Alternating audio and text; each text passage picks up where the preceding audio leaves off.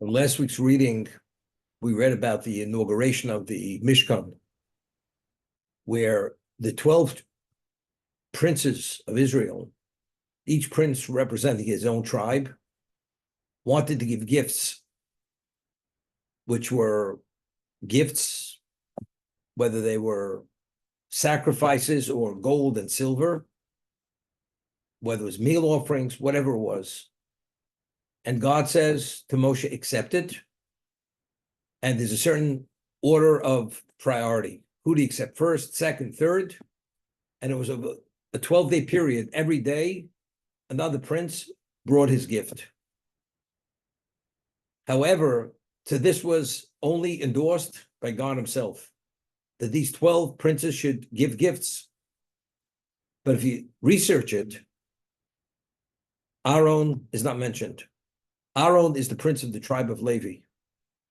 He was not invited to participate in the inauguration in terms of bringing a gift representing his tribe. Aaron initially felt that this was a reflection of his past erring with the golden calf, and that's why he wasn't invited to be part of this inauguration. Although he officiates, he was not invited to be part of this inauguration. And that's why the Torah juxtaposes the kindling of the menorah to the inauguration of the Mishkan. God is saying, Moshe, tell him that his participation has greater value than whatever they accomplished. Whatever they offered, it pales compared to what you have to offer.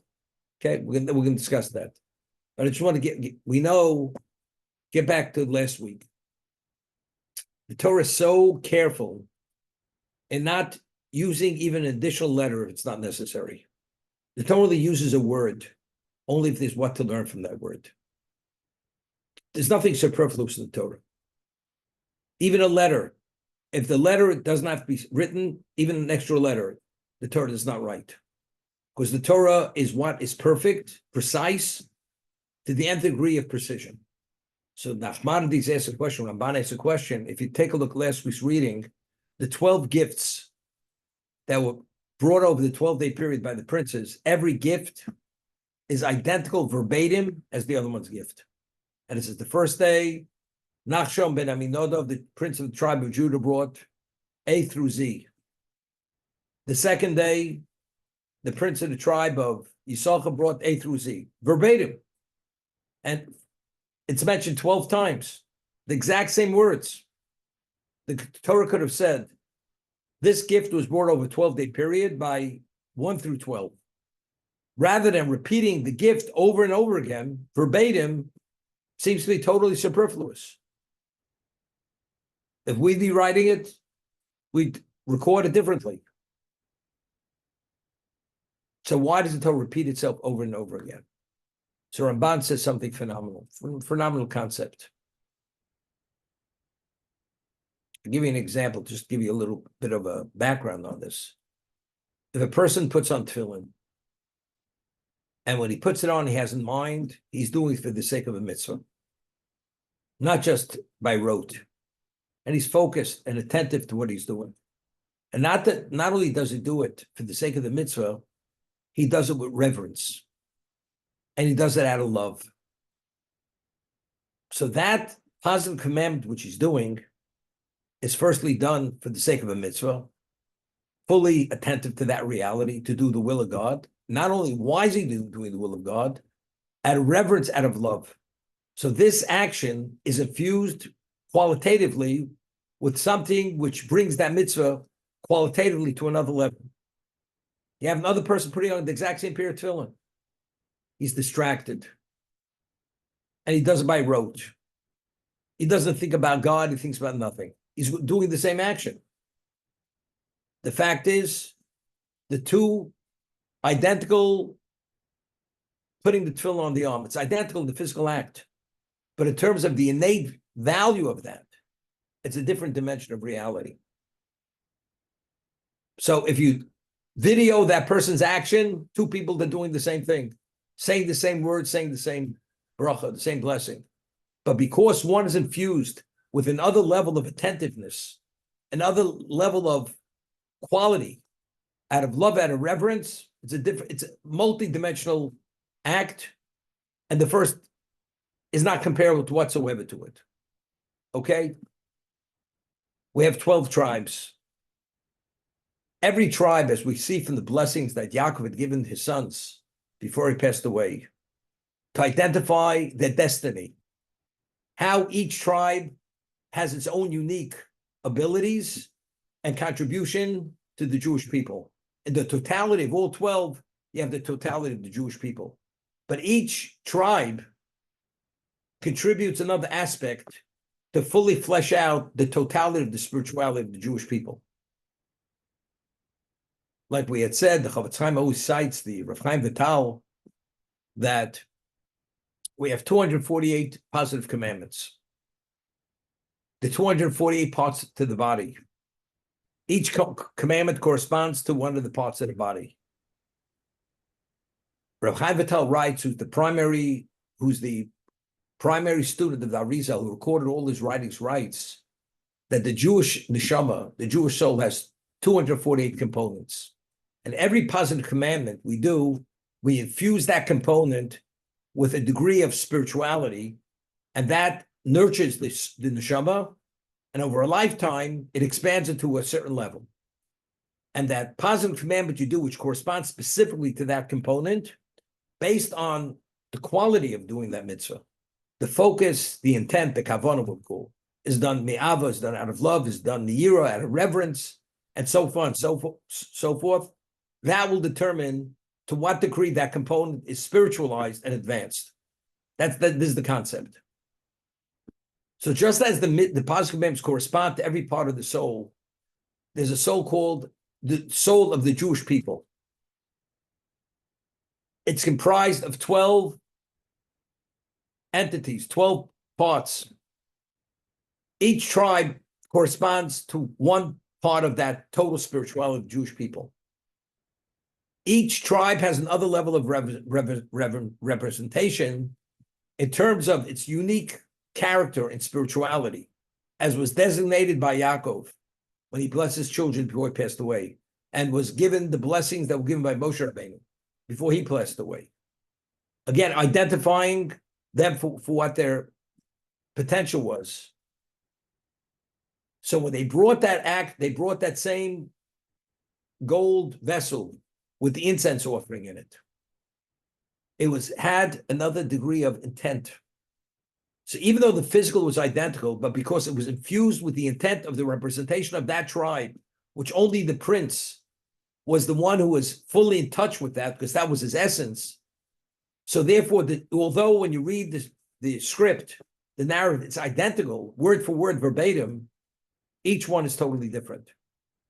Because each one was infused with another level of intent, of kavanah, of representation, which each tribe represented. They have two people. You dress them in a frock, white shirt, Hamburg. He looks like a holy rabbi.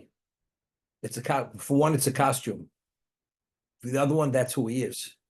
His attire represents who he is. Identically with a mitzvah. Two people do mitzvahs. Two people observe it, but they serve God at a different level. David Amel says, Shvisi Hashem Negdi Tomid. Continuously, he has a cognizance of God's presence. He always feels in the presence of God. That therefore, everything he did, every nuance of his behavior was directly related to being in God's presence. It's a whole different level of service. Another person, he's a spitting image of David HaMelech, King David, identical twin. But you know something?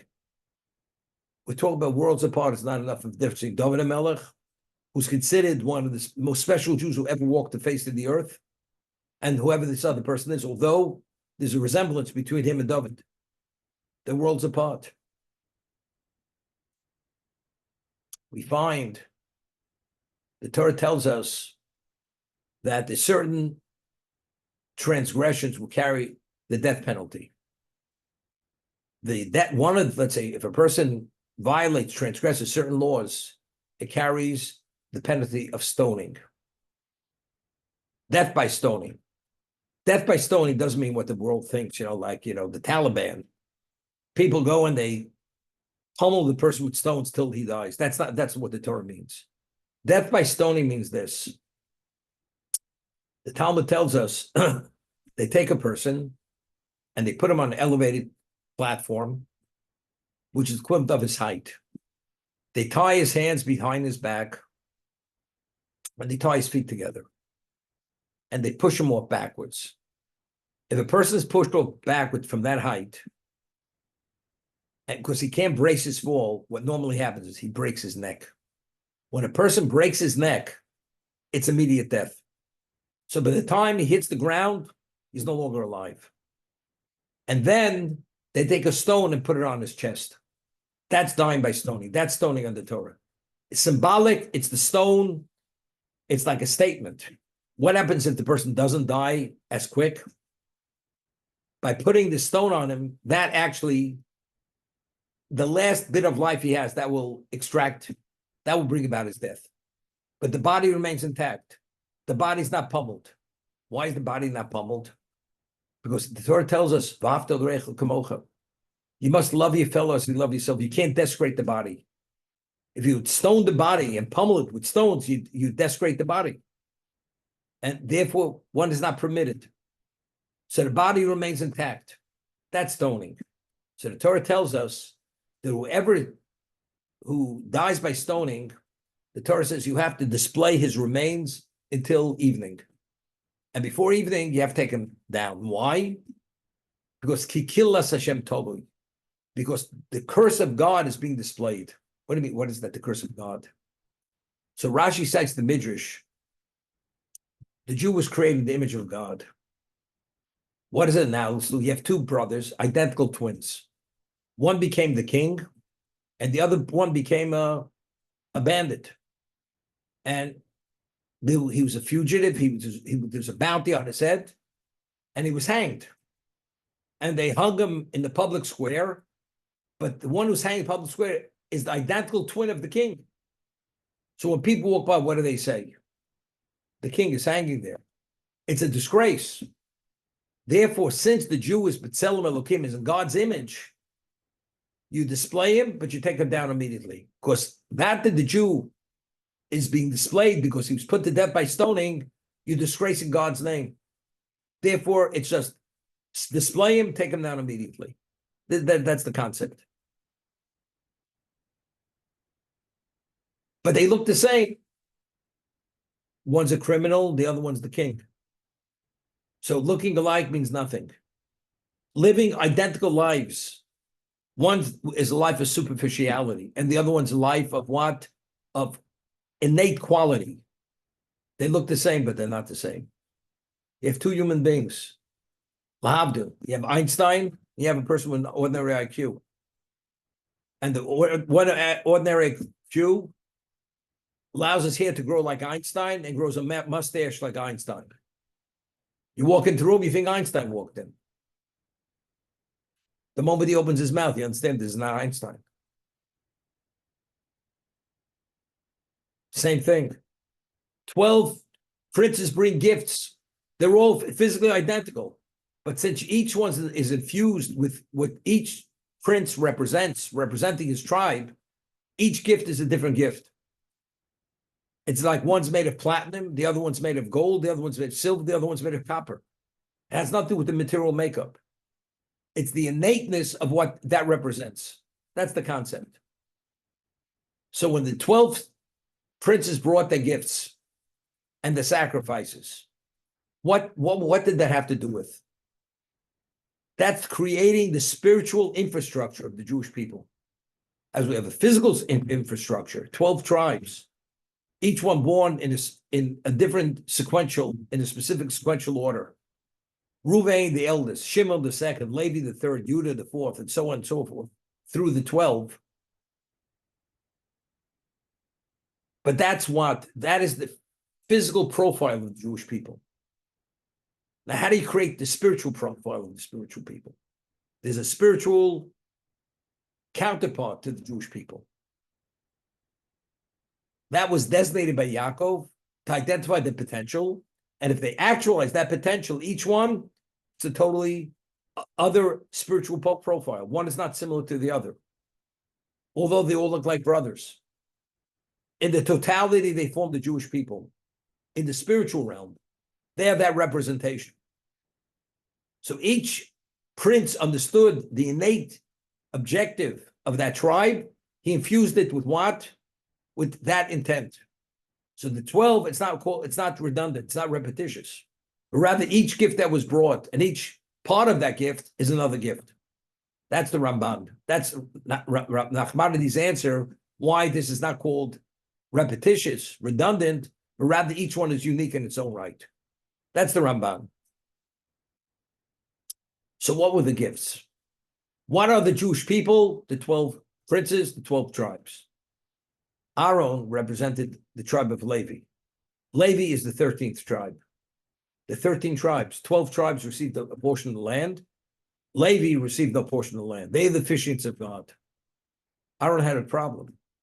If all the tribes were represented to infuse and to create the spiritual profile of the Jewish people, why wasn't Aaron a representation of his tribe, Levi? Why weren't they invited? Aren't we part of the spiritual profile of the Jewish people? So what did he believe? He believed that because he had participated in the golden calf, gathering the gold for the Egel Azov, this compromised his standing, and therefore he wasn't qualified to be part of the infrastructure of the Jewish people. That's what he believed. Hashem says to Moshe, go tell Aaron, Baloscha esaneros. Your participation is greater than theirs. Why? Because they're bringing their gifts and their sacrifices now, but you, every day, you will kindle the menorah. You kindle the candelabra in the Mishkan. Therefore, yours is greater than theirs. Okay? Sounds good, but it's slightly problematic. So Ramban asks a question. The only person who's qualified to officiate is who? Is only a Kohen. If you're not a Kohen, you do the service, it's not valid. Not only that, carries very severe consequences. Considered transgression. Only the Kohen's qualified. I mean, Aaron's family and himself could do things all these princes are not qualified to do. So why was he offended? Factually, he's functional in the spiritual realm as the Kohen. That's number one. Secondly, even the Kohen on Yom Kippur, who's the only one who's qualified to officiate? Only the Kohen God, only the high priest. So Aaron is not only does he have the rights of an ordinary Kohen, he's able to officiate when no other Kohen is permitted to officiate on Yom Kippur. No other Kohen is permitted to go into the Holy of Holies to do the service of Yom Kippur. He is. So if that's the case, why did he feel that somehow he was compromised and he was shunned by God, and therefore he felt this inadequacy? His reality doesn't change. He's still qualified to go into the Holy of Holies. He's the only one who's qualified to do the service, to do the avoda. So why does he need this special gift? You have the lighting of the menorah. I mean, compared the lighting of the menorah to going to the Holy of Holies. Seemingly, it's not on the same level. One atones for the Jewish people. Lighting the menorah doesn't atone for the Jewish people. The Holy of Holies was one location. You could only go there once a year. The menorah was located in the covered sanctuary of the Mishkan. So how do we understand it? Why did he feel shunned, compromised? And this is somehow, hearing this, now his worries are put to rest. You weren't shunned, but rather you're on a pedestal unto yourself. That's the question.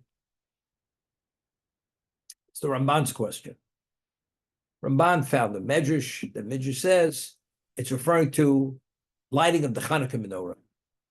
That in the future, even after the destruction of the Second Temple, the lighting of the menorah will continue, that every Jew in his home will light the Hanukkah lights in their home to commemorate the miracle of Hanukkah.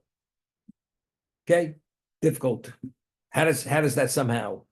Because factually, even a non-Kohen can light those. Everybody lights the Hanukkah in his own home.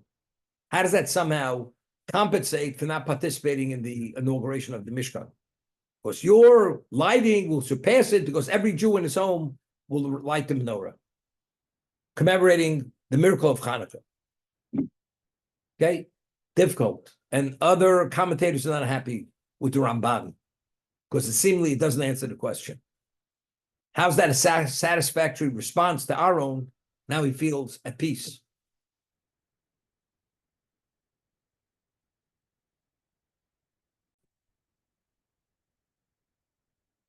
Now let's talk about the layout of the Mishkan. What was the layout of the Mishkan? There was an area in the Mishkan that was called the courtyard. What was located in the courtyard? The copper altar. It's called Mizbech HaNechoshes. All sacrifices were brought on this altar. They had a ramp that went up to the altar. And the Kohanim, they would officiate. And you'd bring every kind of sacrifice, whether it's an animal, whether it's a bird, whether it's a meal offering. Everything was sacrificed on that altar. It's called Mizbech HaOl. It's the altar of the burnt offering.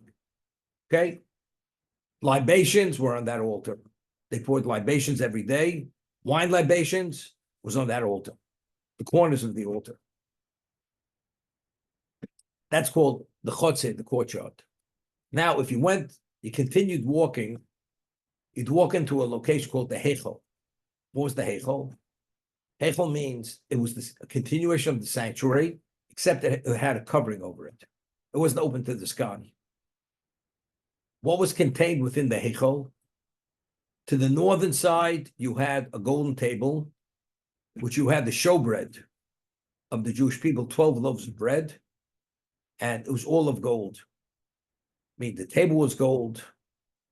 They were in 2 stacks of 6. The loaves were stacked up.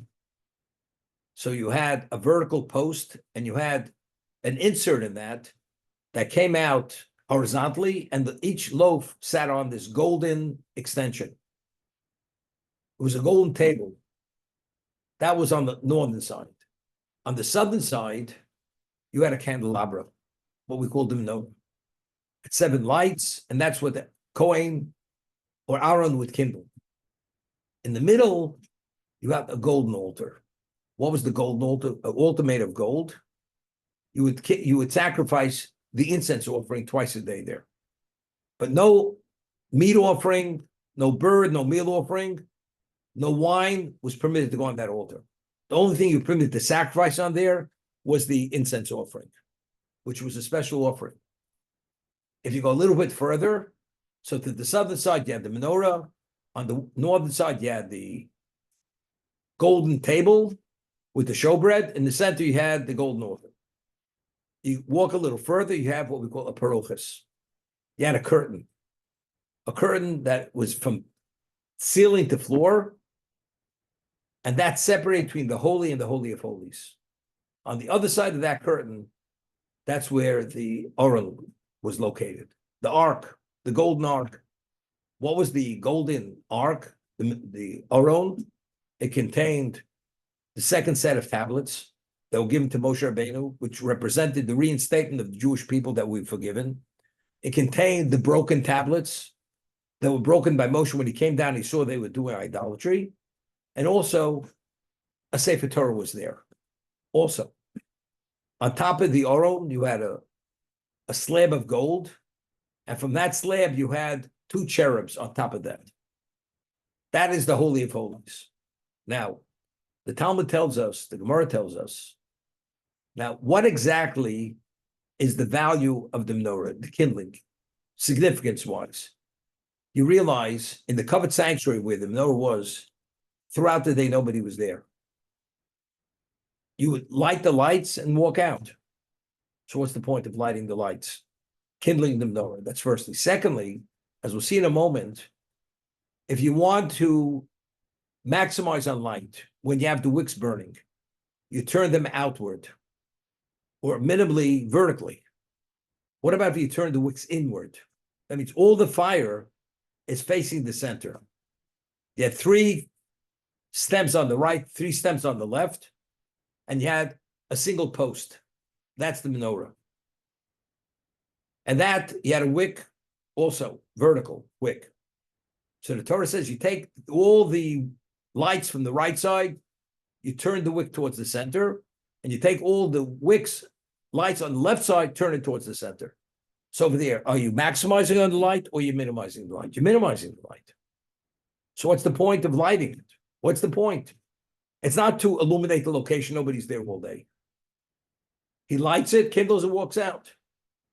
And to prove that it's not for the sake of light, it's lit in a way because the wicks are turning inward, that's the minimum amount of light there. We're not interested in maximize light. So what's the value of the kindling? Okay. Talmud tells us that, in Judaism, we do certain things which engender and cause things to happen. It's called a skula. A skula. You do something which it's a good omen, and that good omen brings about positive results. Okay?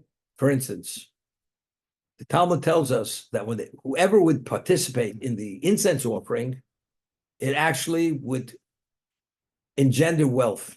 The Kohen who participated in that service became wealthy. Therefore, any Kohen who officiated in that capacity in the past did not do it a second time to give another Kohen the ability to become wealthy. Give everybody a chance. You had your chance, let somebody else have a chance. That is what the Torah is. Now, what is the symbolism of the menorah? What's the symbolism of the golden table? The golden table, with the showbread, the way it was stacked in these 2 rows of 6 vertical rows, that's called Shulchan Malachim. That represents royalty. That's the royalty of the Jewish people. What's royalty? Royalty means something which is what? Which is regal. Regal and wealth go hand in hand. The Talmud tells us that if you have even a gold vessel, which actually would have to be repaired, would they repair a vessel in the temple or in the Mishkan? Never repaired a vessel. Why? Because ein anius b'mokom ashirus. A king, something is not functional, you just replace it. You don't send it to the jeweler or to the goldsmith to make the repair. It's a king, you replace it, bring a new vessel. Identically, what is the Mishkan? What's the Beis HaMikdash?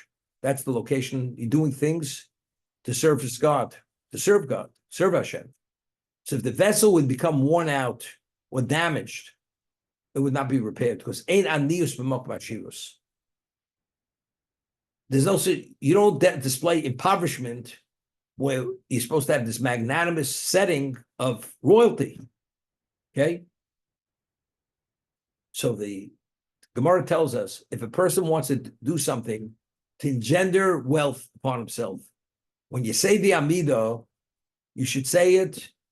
We in the United States pray to the east because Yerushalayim is the east. You should pray slightly northeast because the north represents the golden table. And gold table is royalty, that's wealth. Therefore, you should pray to the northeast. What about if you want to become wise, you want to have wisdom? You should pray southeast. Why?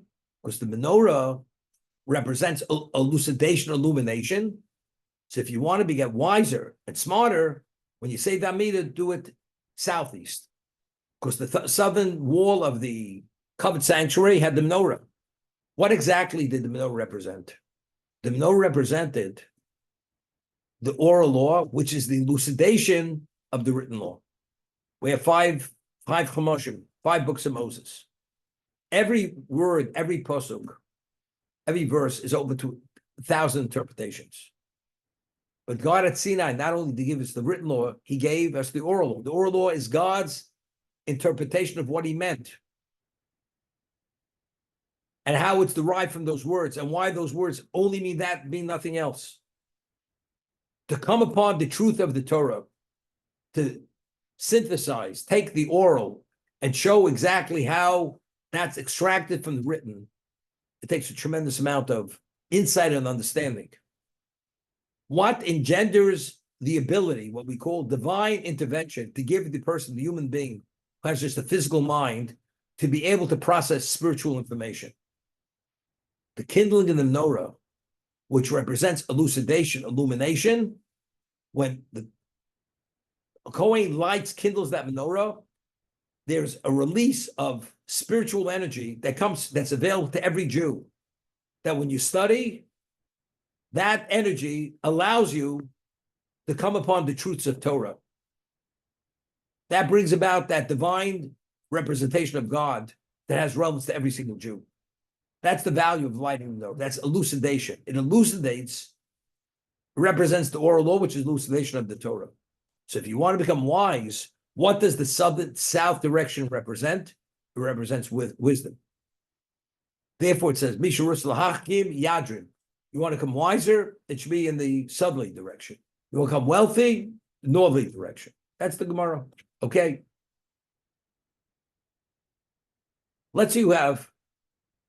Talk about creation. God created the human being. Created Adam. He was a human being. He had external limbs and organs and internal. Everything. He was perfect. He was the most perfect creation of existence. The human being. But after he created him from earth and he formed him, that he was flesh and blood, what does he say? It says, God blew through his nostrils a soul of life. When he infused him with a soul of life, he became a living human being. He became a functional human being. But without that neshama, without the soul, what is he? He's a perfect creation. But functional-wise, there's no function. What gives him the function? The soul, which permeates every aspect of his body, of his physicality, that's the life of him, to function in the capacity of what that soul is meant to allow and provide for the body. But without that soul, as perfect as the body is, it has no value. I'll give you an example. Person has a Rolls Royce, the best model they manufacture, and there's no gas, there's no gasoline. And they don't expect gasoline for another 90 years. Because, we're into the green energy. You got to put the Rolls Royce maybe on one of these, windmills. You fling it out somehow, put it on a slingshot. But without gasoline, it's not going. It has a gas engine. It's perfect. It took them 5 years to manufacture it. It was on order for 5 years. They delivered it on the flatbed of a truck to your garage. Now, what do you do with it? Well, you got the key, but you put the key and you turn it, nothing happens. Because without fuel, the car's not moving.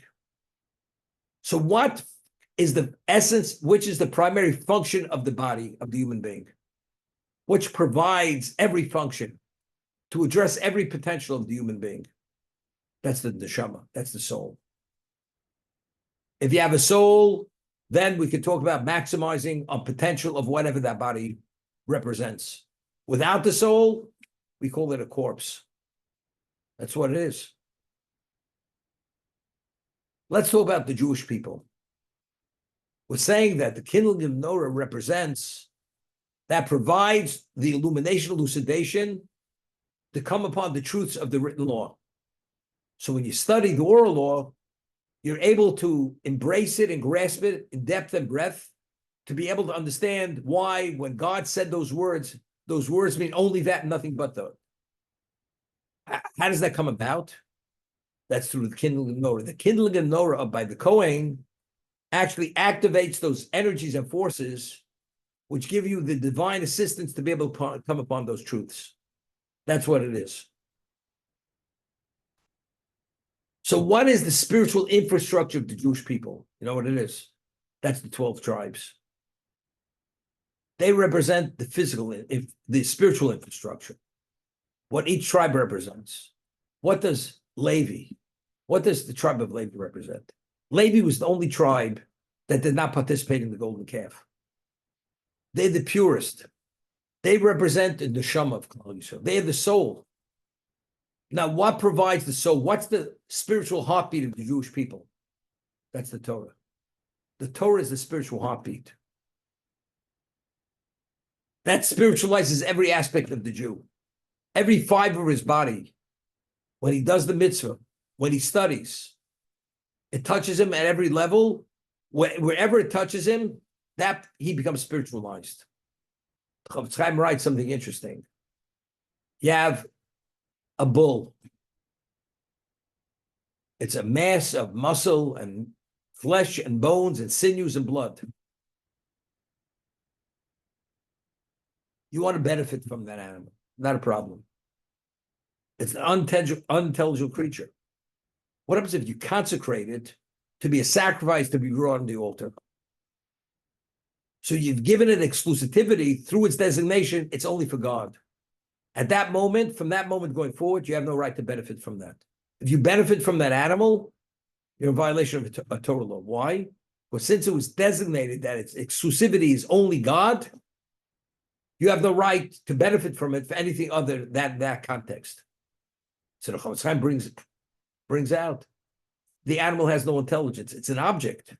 But if through that designation, you designate it for God, it assumes a level of holiness.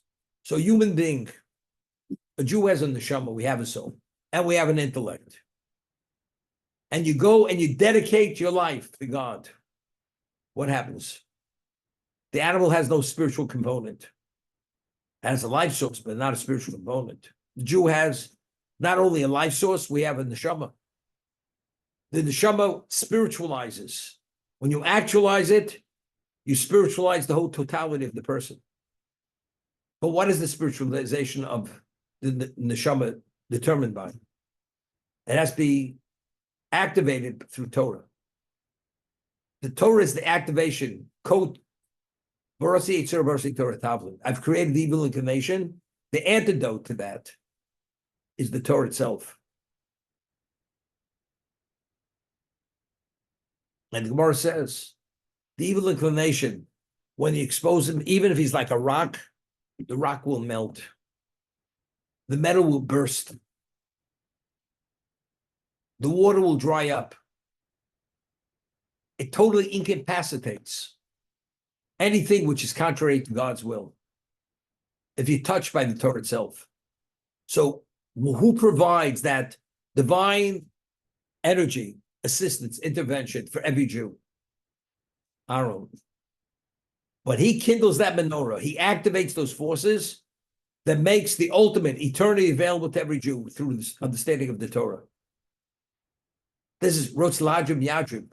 Yotzil Hakim. If you want to become wiser, you say the Amid in the southerly direction, because that's where the menorah was located, on the southern wall.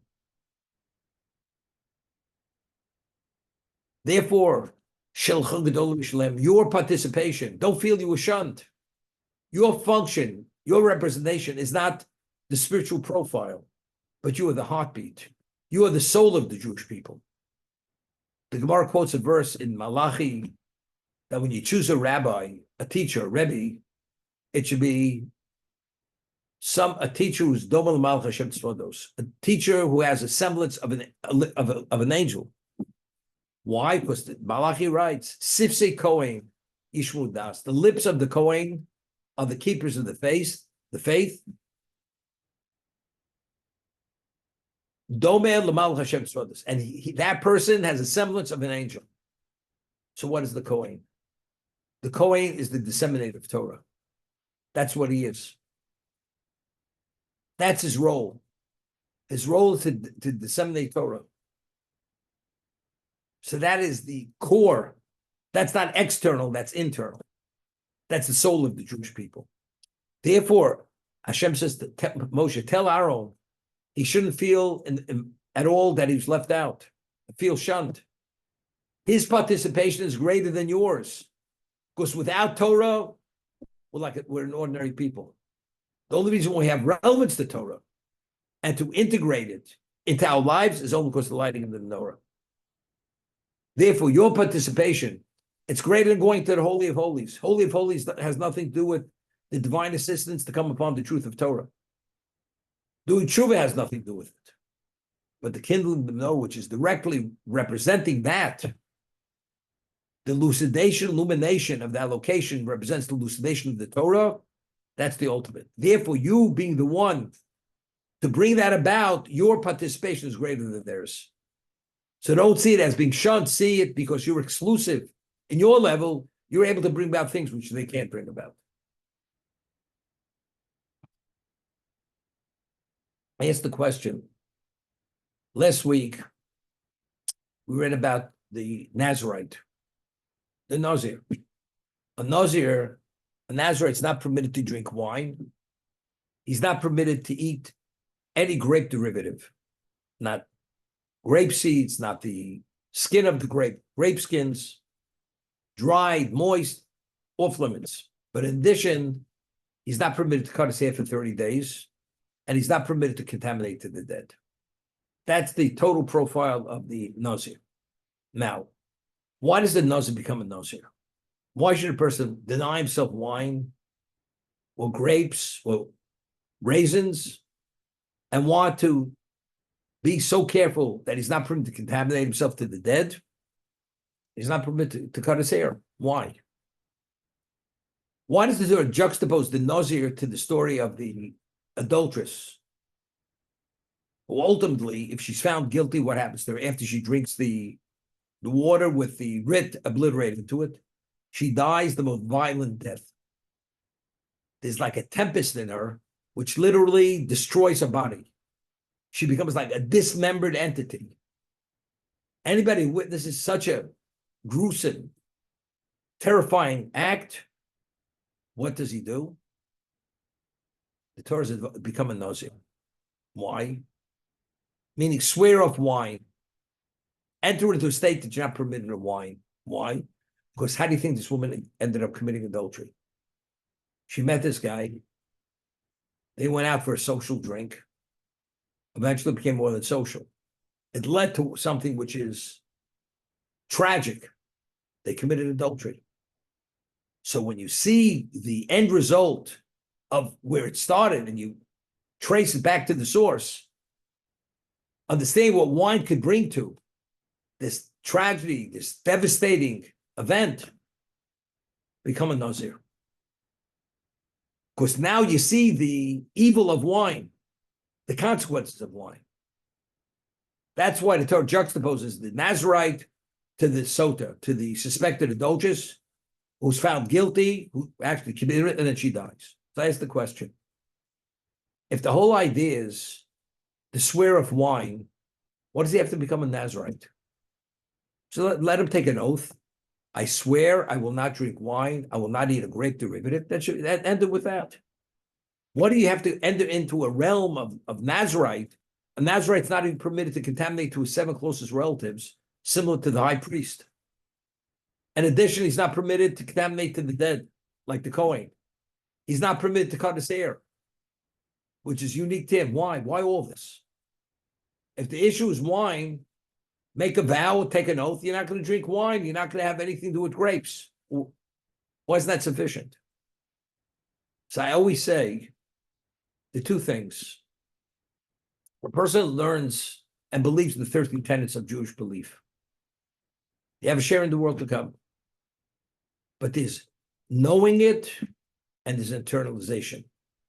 When you internalize something, that means it becomes part of you. It's not something which is abstract. That's called internalization. You see an event, you're taken aback. You're devastated. You can't get it out of your mind. But to be able to absorb and fully appreciate what you just witnessed, you have to have a capacity to internalize it. What has to be the setting to internalize what you had just witnessed? You have to go into a setting of holiness. For 30 days, you cut off from contamination of dead. For 30 days, you're not permitted to cut your hair. For 30 days, you're not permitted in any grape derivative.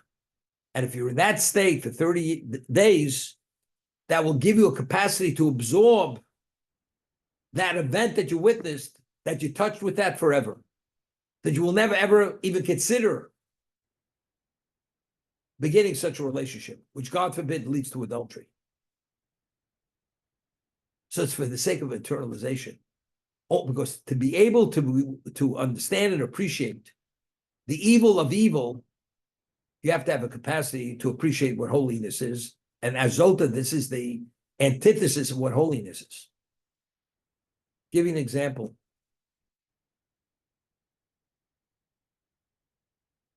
We say that what the maidservant saw at the sea, that God's presence being so palpable, Yechezkel, the prophet, did not see. When the maidservant saw God's presence, did she understand what she saw? Was she able to internalize what she saw? She had no idea. No, that's God. Person goes and meets Ramosha Feinstein Lahavdil, who's proficient in Torah entirety, and the person doesn't even know what Torah is. His capacity is he learned Parshas portion of the week, and they introduce him to the great rabbi.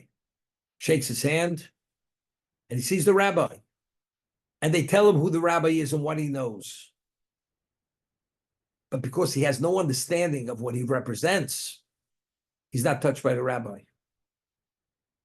But a person who has an understanding of what Torah knowledge is and what piety is and many other things, and you meet this man, you revere him immediately because you have an appreciation for what he represents. The other person has no appreciation. Rabbi, I understand what you're saying. I understand it, but to really internalize it, to appreciate it, you can't. That's what it's about. So the Nazir has to become the Nazir to be able to appreciate what he had just witnessed, that it should affect his life forever. That's what it's about. The Torah, what it does for us, as an antidote, it spiritualizes us physically, our physicality. And therefore we have a sense, our senses are more than just physical senses. We sense why something is wrong. Even a chok, a statute, dietary laws, it's a statute. But if you live a life of spirituality, where you bind your life to God's narrative of commitment, even if you're hungry, you haven't eaten 2 days, you're not eating that kosher. Because I have a sense, it's not, I'm afraid to eat kosher. No, you have a sense, it's wrong, you don't do it. Eating out it's contrary to God's will, unless, God forbid, the person's dying of hunger. That's a different situation. So that's the Shilcho Gedol B'Shalem. Your participation is greater than theirs. Because you are the core of the Jewish life. Without Torah, it's like cutting you loose and you go to the center of the ocean. There's no way you can defend yourself. You can't defend yourself against the overpowering waves. You become inundated and eventually just drown. Sudden can run rings around us and ultimately destroy us, destroy our souls. But if you study Torah, which is an antidote, that because it spiritualizes us, we have a sense. I'll give you an example. A person has a very keen sense of smell, very keen. Another person, he had COVID, he lost the sense of smell, and even when it came back only 20%. These two people walk into a room. The room hasn't been cleaned in 6 months. And they just took out the trash. And it was a dumpster. The person who has the keen sense of smell, the moment he walks in there, he has to take a handkerchief, put it over his mouth and nose. The other person says, what's going on? The person only said 20% sense of smell. He says, I don't smell anything. It's like the blind man says, I don't see anything. It's the same thing, same idea. You have to have spiritual senses to sense that something's wrong within the spiritual realm. What gives you that sense? The spiritualization of Torah. That's the heartbeat. That activates all the spiritual systems within a Jew. That he has a sense of right and wrong within a spiritual context. Therefore, what Aaron does, he activates all the energies and the forces that bring the elucidation of Torah to give us the ability to be involved in the process. When you're involved in that process, you become spiritualized.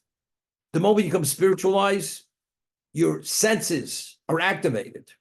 As a result of that, you're able to function as that devout Jew and appreciate it. Not that you feel you've been put upon.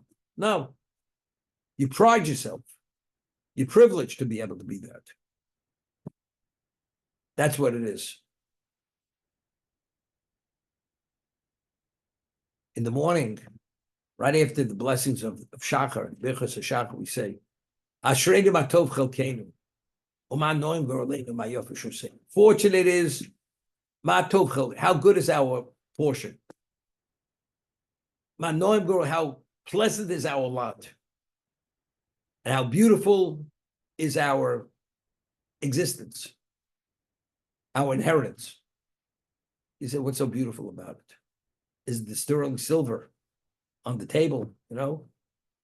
The wine cup, the plate, the this, the that. Is that what's so beautiful? Ashreinu matov chelkeinu, ma yofer shosenu. He got this big inheritance. And he inherited, King Tut's wine goblet. Is that what you're getting excited about? That's Ashreinu matov chelkeinu. Chelkeinu, we're talking about our portion of Torah. How fortunate we are. We were at Sinai, and God gave each of us our everything which connects us to eternity forever, to spiritualize us, to have an appreciation for all that. That's what you get excited about. But why do you have a capacity even to appreciate that? To say, fortunate are we? Therefore, we must rejoice. Person says, I don't know what you're talking about. I don't even get what it's all about. Therefore, Torah is essential and crucial and fundamental to be able to relate to the value of anything we're talking about.